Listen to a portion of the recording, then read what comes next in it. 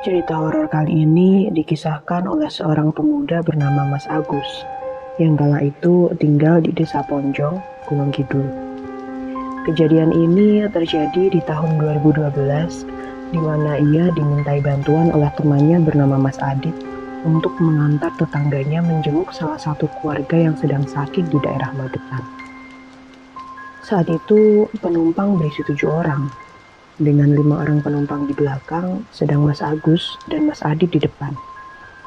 Dalam perjalanannya, saat berangkat ke Magetan, Mas Agus memilih untuk melewati jalur Wonogiri. Di tengah perjalanan di daerah Selagohimo, Mas Agus dan Mas Adit melewati satu tikungan yang di pinggir jalannya terlihat ada sebuah patung yang lumayan besar. Patung itu berbentuk sosok Mbah Semar dengan jari menuju ke bawah. Mas Adit yang kala itu merasa asing dengan patung tersebut mengucap celutukan pada Mas Agus. Mas, kayak patungnya Mbak Semar, gerijine mengisor. Sembari menunjuk patung tersebut. Mas Agus hanya diam dan melirik karena sedang fokus ke jalan. Singkat cerita, sampailah mereka ke tempat tujuan. Menjenguk orang sakit hingga beberapa jam telah berlalu. Matahari mulai terbenam. Mas Agus, Mas Adit, dan para rombongan segera pamit untuk kembali pulang. Melewati rute yang sama, kali ini dalam perjalanan pulang, suasana nampak berbeda. Mas Adit merasa gelisah. Dan dalam mobil juga sangat hening karena para rombongan nampaknya sudah terlelap. Mendadak, mobil yang ditumpangi Mas Agus dan para rombongan tiba-tiba mogok. Mas Agus dan rombongannya segera turun. Mas Adit pun membantu mengecek mesin yang bermasalah. Dan benar saja, ada onderdil yang rusak. Mas Agus tersadar ternyata mobil yang mereka tumpangi benar-benar mogok tepat di depan patung Mbah Semar yang tadi pagi mereka lewati. Namun, Mas Agus tak menaruh curiga apapun. Ia bergegas menghubungi Mas Bowo yang saat itu membantunya membawakan onderdil baru dari Desa Ponjong menuju Selagohimo, tempat di mana mobil mereka mogok. Mas Adit yang tadi sempat melontarkan celutukan tentang patung tersebut mulai merasa aneh. Ia bertanya-tanya dalam hati, mengapa bisa mobil ini mogok tepat di depan patung Mbah Semar? Apa ini akibat dari celutukannya? Namun, ia mencoba untuk tidak menghiraukan rasa takutnya dan meminta rokok pada Mas Agus untuk mengalihkan perasaannya. 30 menit berselang, akhirnya Mas Bowo sampai dengan membawa onderdil baru. Mas Agus dibantu dengan Mas Adit segera mengganti onderdil yang rusak. Mas Bowo pun langsung berpamitan untuk pulang terlebih dahulu. Setelah semuanya beres, tiba-tiba saja Mas Agus merasa ingin buang air kecil.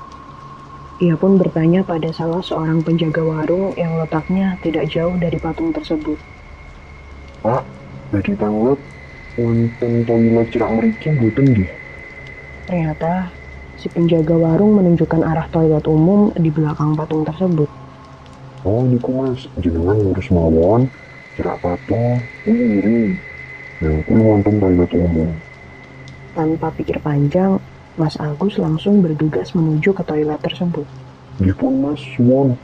Namun, betapa kagetnya Mas Agus. Ternyata toilet tersebut sudah terbengkalai, dengan lantai yang sudah mengering dan tidak ada air sedikit pun. Kondisi toilet itu juga sangat berdebu dan sudah dipenuhi sarang laba-laba. Saat itu Mas Agus merasa sangat ketakutan dan bulu kuduknya mulai merinding.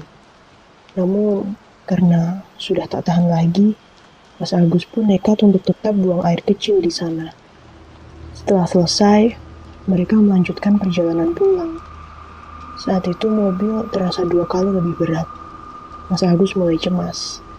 Beberapa kali ia melihat ke kaca belakang, dan sesekali melirik spion mobil. Namun di luar dugaan, ternyata saat Mas Agus kembali menatap ke arah jalan, ia melihat sesosok pocong sedang duduk di atas kap mobil.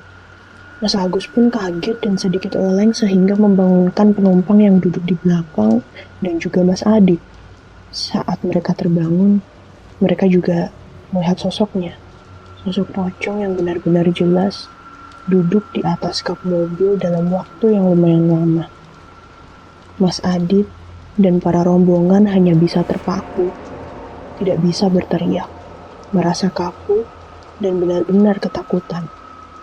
Mas Agus mencoba untuk tetap fokus, dan akhirnya mobil mereka melewati pemakaman yang berada di pinggir jalan, yang berbatasan dengan kawasan Pracimantoro dan Eromoko.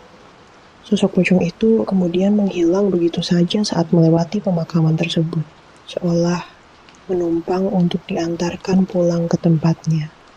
Akhirnya, sampailah mereka di desa Ponjong dengan selamat, meskipun tersisa ingatan yang traumatis tentang peristiwa itu.